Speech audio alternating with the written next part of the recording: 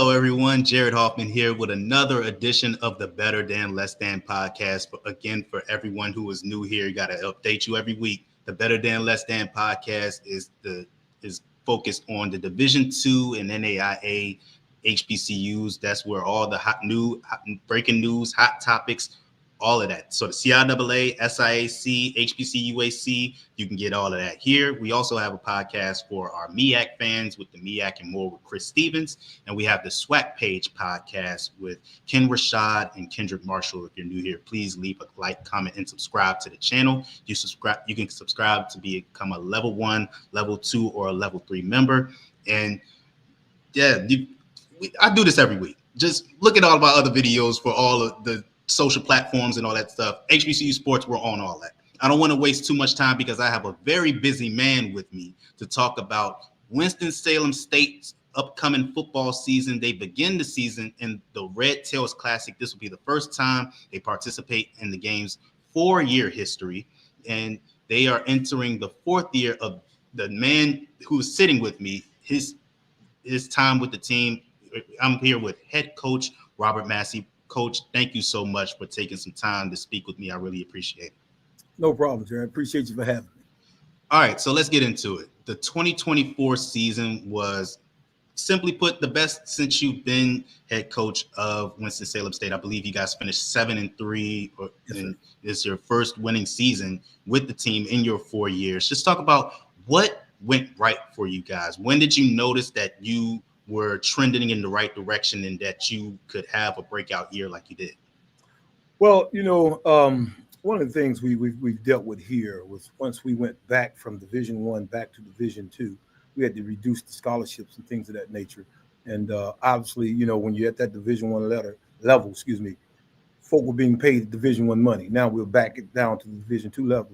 So you have to, make some cuts. And the easiest thing to cut from is obviously football. And we suffered from that. But now we were able to put 6 scholarships into the program a year ago. We paid for the second session of summer school for our 2 deep. And I think that was the biggest turnaround. We were able to now be a little more competitive. Last year, 2 seasons ago, if a guy got hurt, we kind of knew, this guy can't get hurt. He has to last because his backup was probably a walk-on. Whereas last year, with the infusion of the 6 scholarships and with summer, second session summer school in our belts, we were able to become a better team because if a starter got hurt, the second team guy was just as good, if not better. Anyway, it's just that he probably been in the program a lot longer. So when you have a luxury of having your second team just as talented as your first team, and unfortunately if somebody get hurt, and that's going to happen in this contact sport of football, that improves your team. Yeah, that absolutely. And a lot of people, as you outlined, coming from the MEAC, a lot of people remember WSSU when you first came back to CIAA, was that dominant run in the 2010s. Obviously, you guys made it to the national tournament years over, and including 2012 when you made it to the national championship game.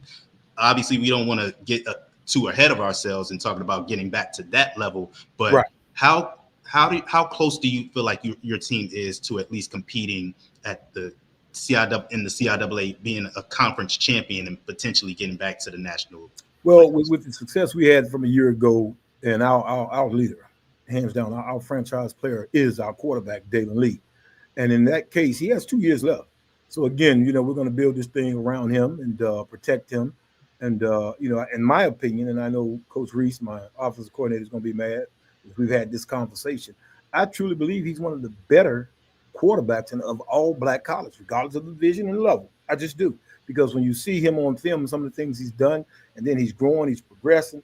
Devin's about a true 6'4" now, 220 pounds. We got him, he was about 6'2", 190 pounds. So he's actually done things you want to see within your program, got bigger, stronger, and faster, and he can make all the throws. He's very knowledgeable. He's like a coach on the field. He's able to check us in and out of situations where, hey, he saved and won some games for us. So again, of course, we're going to have to run the ball. I don't want to get my fan base mad. We're going to run the ball. But at the end of the day, too, we feel very good and confident if we got to throw 30 times a game, Dalen can do that and we can win doing that. Well, I want to get to the Red Tails Cactus, but you just brought up Dalen Lee, and you gave high praise by saying that he's one of the best quarterbacks in HBCU football. That is very high praise because for those of us, the HBCU fans, we know that quarterback play is very good. It's actually very underrated when you think about it. Isaiah Freeman, who left Lincoln and is now at Hampton, was the former CIAA Offensive Player of the Year, is a very talented player. Eric Phoenix, who went to South Carolina State. We've had guys in years past like Davius Richard, and a guy who's now in the NFL for the Cleveland Browns, and Shedeur Sanders. So when you talk about Dalen Lee, what is that next step for him in his development to becoming an elite Division II quarterback, not just HBCU football? Well, I think, again, opportunity. And what I mean by that is, we want to put ourselves in a position where we can take advantage of his abilities. We're going to have to throw the ball a little more this year as opposed to a year ago, simply because of, the graduation of some of our running backs and things of that nature. But Dalen is ready. He's equipped. He's built for it. So we feel good about that. Again, you're talking about an intelligent young man, ideal kid to coach. He understands the importance of his position, the importance of where we are as a team and the direction we're going. So it's a luxury to have a kid like that, because you sleep a little easier knowing you have one of the better quarterbacks in all of football. But at the end of the day, he's very capable. He just probably need, again, the opportunity. Absolutely. And just one more thing, and before we get to the Red Tails class, I promise we're going to get to that. But the CIAA football is, as a CIAA grad myself, I'm a Bowie State grad myself. Okay. CIAA football, for those who are not familiar, just explain what it's like to prepare for a CIAA conference game, because I've been on record by saying Division II HBCU football is probably more exciting than Division I, and I stand on that. Watching the CIAA, watching SIAC football, every week, you never know what's going to happen. Of course, you have your favorites, and of course, you have those players to watch out for, but you never know what's going to happen on a night-to-night basis. Just talk about what it's like to prepare for a CIAA conference game. Well, I'll tell you about our RAM experience, and this is very true. One of our things, our biggest saying, or one of our sayings is we got to protect the legacy of all the football championships, and what we're referencing when we talk about protecting the legacy. So we have that. Unfortunately, we have a bullseye on our back. So when people got a chance to beat us and we're down a little bit, they did that. Well, this year we're looking for a little payback. But again, you can't look at your schedules anymore and say, oh, we're playing Livingstone, or we're playing a Shaw, or even a John C. Smith anymore. This is one of the more competitive conferences in all of football. And the thing I really love about it is that last 2 weeks of the year, when you get to those rivalry games, that's big time, man. We had 14,000 plus people at the game when we played Fayetteville State this past season, and then we probably had another 8,000 outside watching and grilling and cooking. So it's a big time event. I'm a product of it. I was at North Carolina Central in the 80s, mid 80s, and we were Division II as well. So being a product of it, and then coming back home and being a part of it as a coach now, it's big time. It's fun, exciting. It gives you something to do. It's really a family event. A lot of times you have the bouncy houses on the outside for the kids before the game gets started and things of that nature. Every game, people are grilling and cooking out, things of that nature. So, and then again, hey, we all love our schools. We all love our schools. We all want to represent. And it's our job to go out there and put on a show. And that's a very unpredictable show, because one of the things people really didn't think much about our conference, but we spread the people out and we throw the ball. We're very exciting. So again, having a quarterback like Dalen, and this is my plug for him, we're excited about this upcoming season. Yeah, and I got to shout out the WSSU fans. I don't want to give them too many compliments, because they're gonna get riled up. But Ram Nation is great, man. That Ram Nation, they every week they always gonna be like, "Oh, we're everybody's Super Bowl." That's always. Well, hey, but they're not lying. We are. Don't listen. Trust me, we are. But that's okay. You know what? We're gonna take that target and turn it around and aim it at some folk this year. Yeah, I just love how everybody is on board with it, and I love how everybody just gets excited about that. But let's get into the Red Tails Classic. You guys will be opening the season against Tuskegee, two historic programs in Winston-Salem State and Tuskegee, and what is an up and coming classic in the Red Tails Classic. Just talk about what first of all, from your perspective, what was your reaction when you heard that you guys would be playing in this game against a Tuskegee? Because most who don't know is that you began your coaching tenure at Winston-Salem State against the SIAC, playing against Central State in the Black College Football Hall of Fame Classic, and now you're playing in another classic against the SIAC. Just talk about what was your reaction when you found out that Tuskegee was going to be on your schedule, and what is your mindset going into this game? Well, unfortunately, we haven't had a whole bunch of love on national TV, so we get a chance to redeem that. But I tell you, man, this trip and just being a part of it as an older Black man is special because, again, you learned a little bit about, and I mean a little bit, unfortunately, about, the Red Tails. Of course, you saw the movie would kind of help educate us a little bit.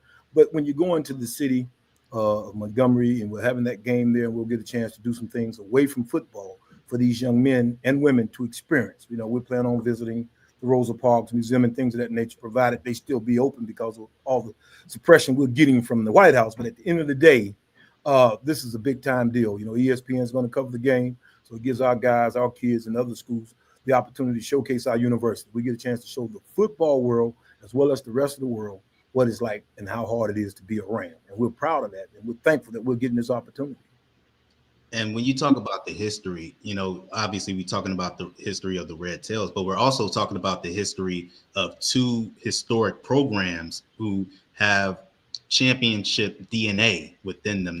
Everybody knows about Tuskegee at the division. You can't talk about Division II HBCU football without bringing up Tuskegee or Winston-Salem State. Just talk what do you feel like is the importance of not only educating the players, but educating the fans about the history of these two institutions and the importance of, playing for your institution and, uplifting that history and continuing to build your own legacy?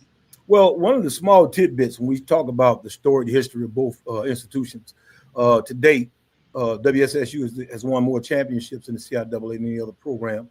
And the same for Tuskegee in their conference. So that's a historical event in itself. But one of the things we get to do when we play these nationally televised games is we get to show the world what we have to offer here at WSSU, as well as at Tuskegee. But here at WSSU, you're talking about one of the top nursing programs in the world, and you're also talking about one of the top physical therapy programs. So we get a chance to tell the world and show the world what we are about. From a football perspective, you're going to see some good, hard football being played Sunday evening. And you'll see that, we have quality football at both institutions. And there's quality football at the Division II level. A lot of times because they see Division II, they tend not to look at it. They tend to just, wash over it and say, oh, well, it's not D1. Football's football. And for me, I'm a part of it all. I've been a part of it all my life, and I'm excited about it. And I can't wait for us to get to camp, to get prepared and get ready for this game. And I'm glad you said that. That point that you made about people tend to wash over Division II football, that's why this show is in existence. Better than, less than. We're better than just being, the little brothers to the Division II. Everybody, every time they see Division II on the schedule against a Division I FCS, they think it's an automatic loss. But if they check the stats, they'll know that Division II has gotten over on some Division I's that slept on us. But that's another story for another day. We're going to go move on. We're going to talk about, the remainder of your 2025 season. We haven't talked about it yet. The spring, we're just coming off a spring training, and you guys had your spring game. What is your evaluation of your team from spring training, and what are some things that you feel like you have to work on as you enter the fall? Well, unfortunately, and this is just how I see it, because of the transfer portal, the dynamics of spring football has changed. Dayton didn't get a whole bunch of reps in our spring game. We know what he can do. So what we wanted to do is make sure in the event, and I'm knocking on wood here, he got hurt, the backups will be very capable of continuing to keep us in position to win a championship. And we saw that. We saw guys like Kendall McCoy, our backup quarterback. He had a pretty good game, man, made some good reads, some good throws. There were some guys that stood out. Of course, our defensive line and offensive line. Our offensive line was overly impressive for spring because it was a bunch of young guys. But some of those guys will be playing and competing for a starting job, and we'll solidify that line, obviously, with the transfer portal. But again, we just wanted to make sure we got out that game healthy, because at the end of the day, it's 0-0. Nobody wins and nobody loses. But it's so important that we need the work. And I hate that we had to take our guy out, meaning Dalen. But I think that's, in football, your job is to get your best players to the field, game field. And with that being said, that's why Dalen didn't play as much. But we saw some good things, and we're excited about what we're about to embark on this upcoming season. Looking at the landscape of the CIAA entering the 2025 season, Virginia Union is the two-time reigning champions. They will be moving on from the Jada Byers era, a historic running back who set many records at Virginia Union. Virginia State was a team that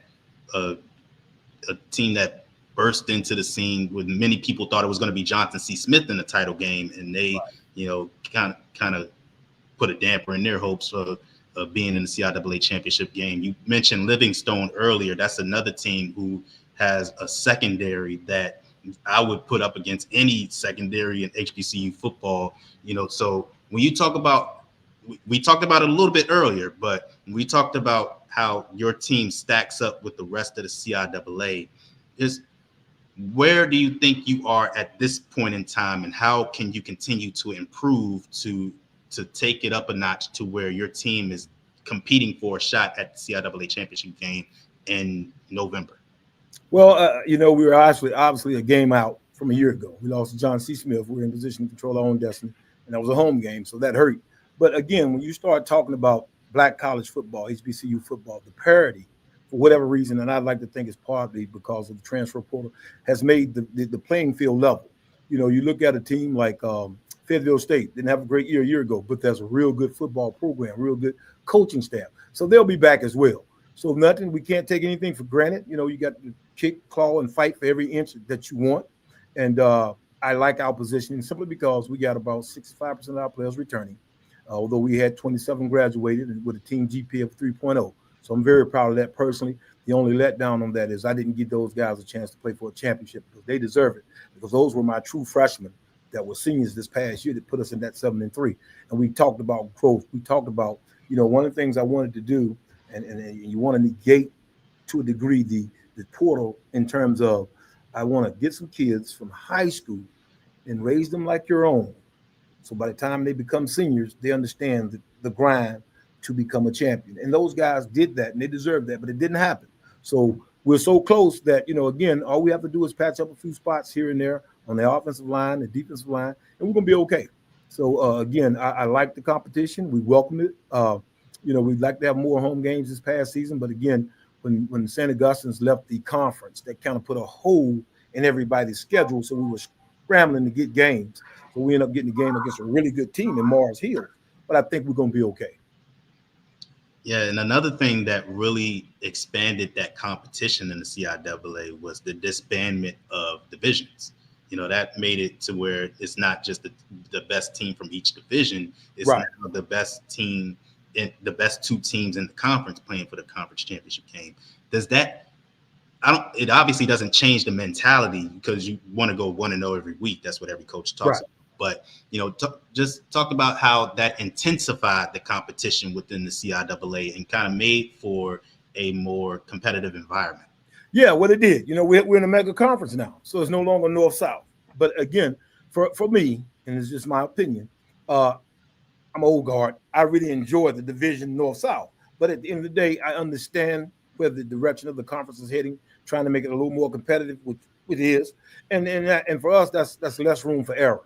We can't afford to lose a game early in the year or late in the season because, as you saw, we lost early in the year to Union, and then John C. Smith lost later in the year to Livingstone and Fayetteville, and we didn't even have a team from the Old South in the competing for a championship. And that was two good programs last year, meaning us and John C. Smith.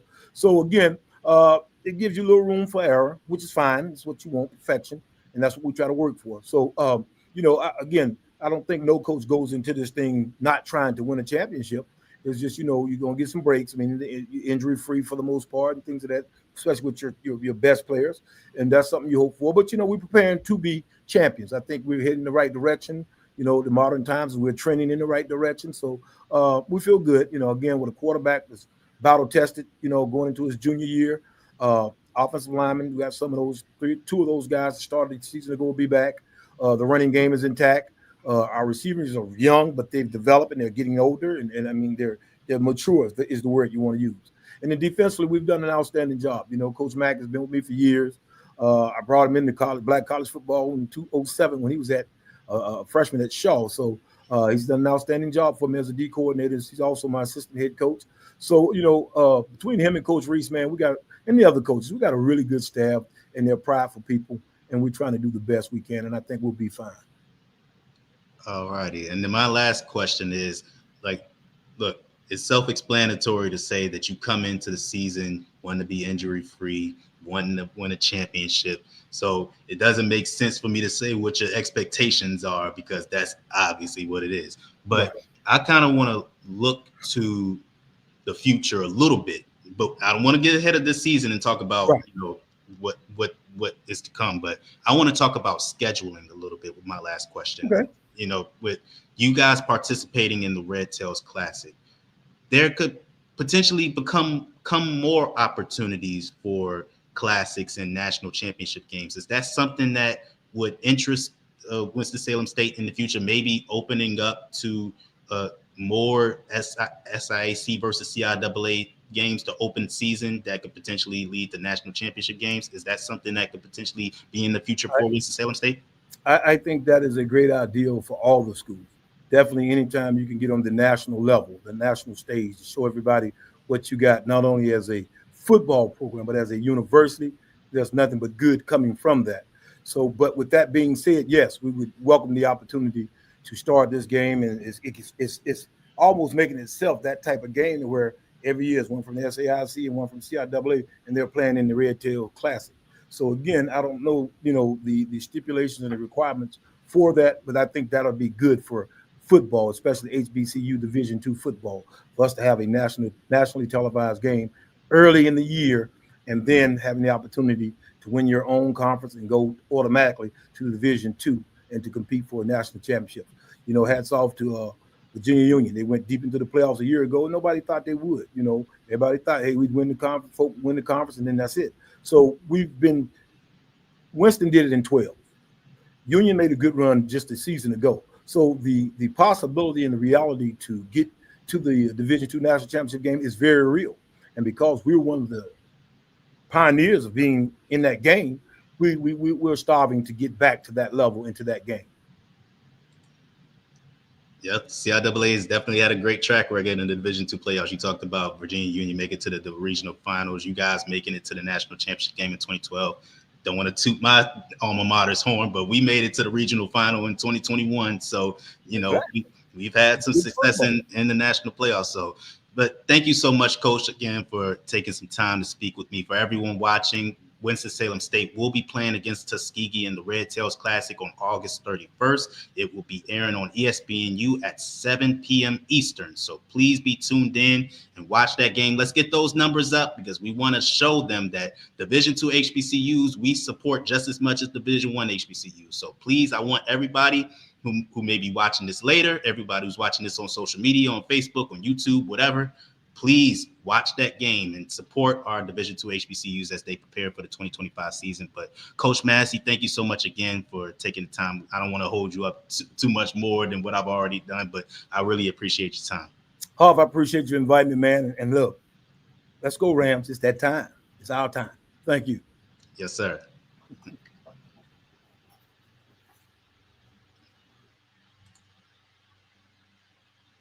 All righty, guys. So we're going to continue on with the show. We're going to talk about one more thing before I get you guys out of here. And that was an interesting story out of Talladega earlier this week, where Andre Payne, the former women's basketball coach at Talladega, who seemingly had gone somewhere else. He was hired as the head coach of the men's basketball team at Allen University. He was on to South Carolina, and it looked like he was going to be there and trying to turn around the Allen men's basketball team in what would be their second year as an official Division II member and a member of the SIAC. But now he's heading back to Talladega. He will be resuming his role as the women's basketball coach at Talladega, and he will have the added role of athletic director at Talladega. Now, this was a shock to say the least.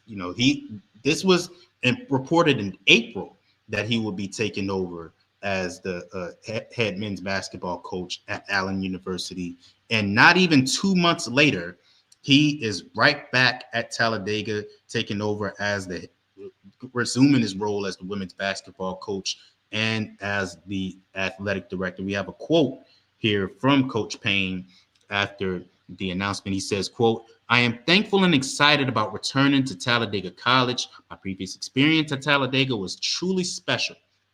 I'm looking forward to working alongside the great coaching staff that is already in place.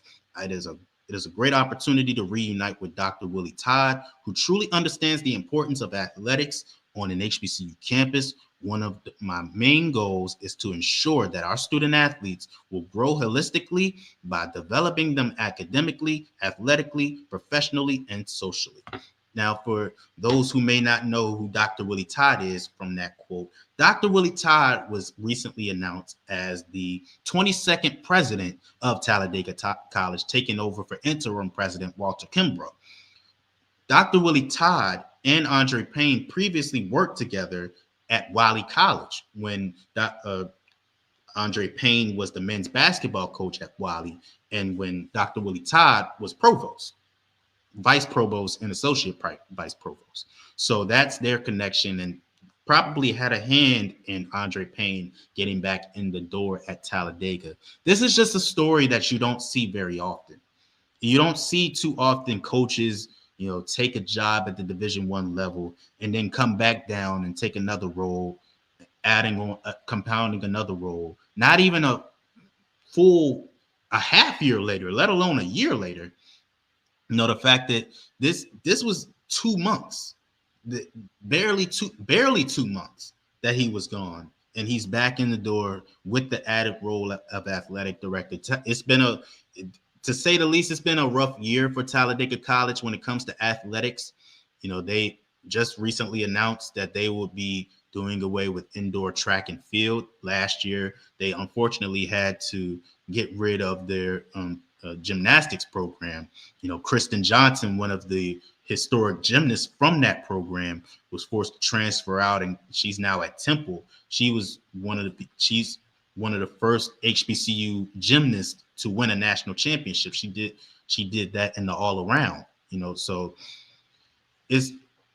Andre Payne is going to have a tough task on his hands, turning around a Talladega program that is trying to get its feet under itself.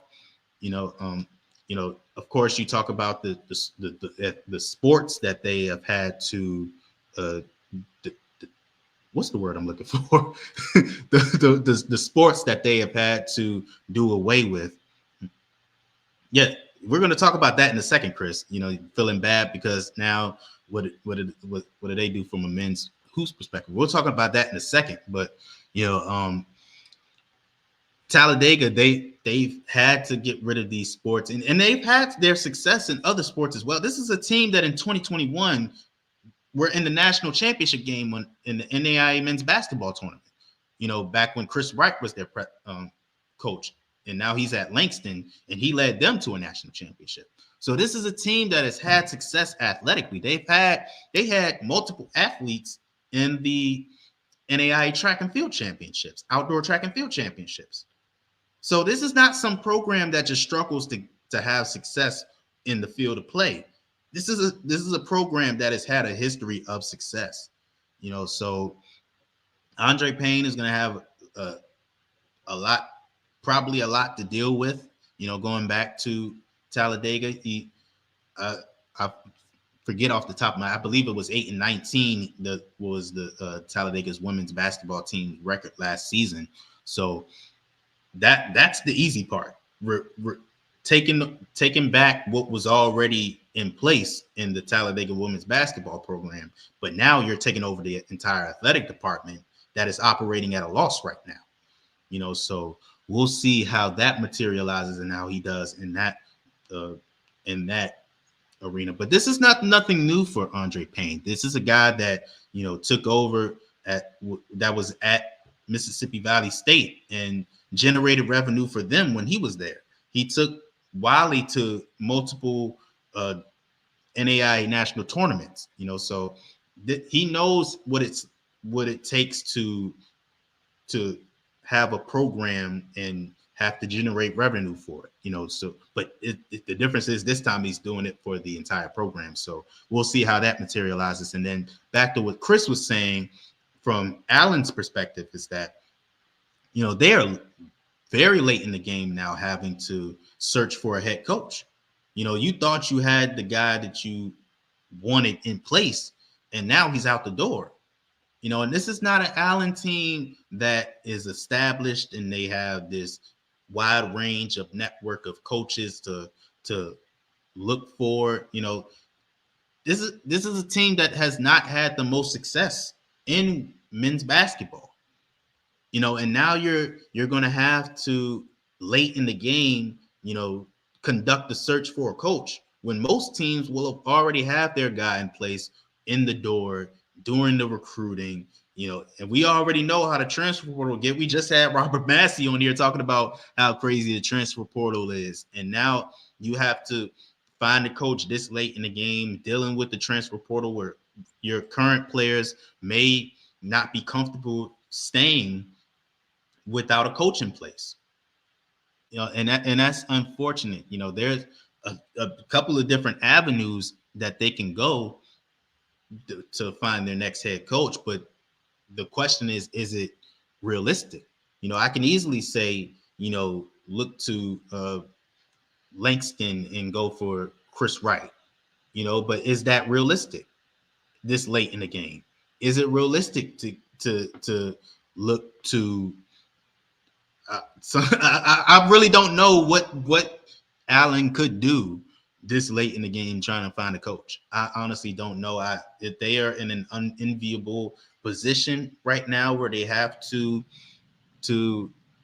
scramble to find somebody, and I'm pretty sure right now their athletic director is talking with the guys who are on that roster right now and trying to gauge where they are and what we're thinking about doing, because I'm pretty sure many of them are consulting with whoever it is in their camp, whether it be their parents or an advisor, and are seriously considering entering the transfer portal. The best case scenario is that those guys have found a home at Allen University and they don't want to be anywhere else. That's the best case scenario for you right now, because you can, that affords you the ability to be patient and diligent when it comes to this coaching search.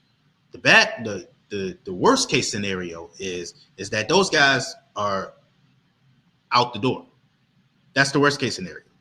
And you have to rush and just get somebody in the door that may not be qualified, or you're going into the 2025-2026 season with the interim coach who may not be ready for that kind of responsibility, So, yeah, you really feel bad for Allen that this isn't their fault. They couldn't have imagined that something like this would happen, but that's the business of college athletics. I think it's Chris who said it on one of our shows that there is no loyalty when it comes to college athletics, especially not for the coaches. There is no honoring contracts as coaches. They can, if they get a better deal, if they see a better deal elsewhere, they can be out the door. That's the unfortunate thing. Like you can never gauge whether or not you have a coach secure in the position that he is in within your institution. So Allen will be trying to, recover from what will be lost with Andre Payne now being out the door. And Talladega will now be trying to recover what has been lost in the past couple of years with their indoor track and field program and their gymnastic program being defunct, in the past year. So we're hoping for the best for both institutions, and I hope this works out for each of them, hope that Allen can find a coach that serves them well, not just for the upcoming 25-26 season, but for years to come. So yeah, but that's going to do it for this edition of the Better Than Less Than podcast. Thank you all for watching. If you can, please leave a like, comment, and subscribe to the channel. Subscribe to become a level 1, 2, or 3 member for all the exclusive content. Follow us on all of our social platforms. Follow us on Twitter X. Follow us on Instagram. Blah, blah, blah. Y'all already know by this point. Search HBCU Sports in any of the social platforms. We're there. We're on LinkedIn. We're on all that too. We're on Blue Sky. If MySpace was still around, we'd be on that. Trust me, we would. And you can always go to hbcusports.com for all the latest news in HBCU sports. And be prepared for the HBCU Sports Awards going down in July. I forget the actual date. Sorry, Ken. I don't remember the date off the top of my head, but know it's in July.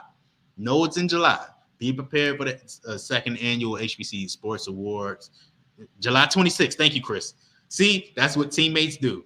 Teammates always got your back. July 26th. It is going down July 26th.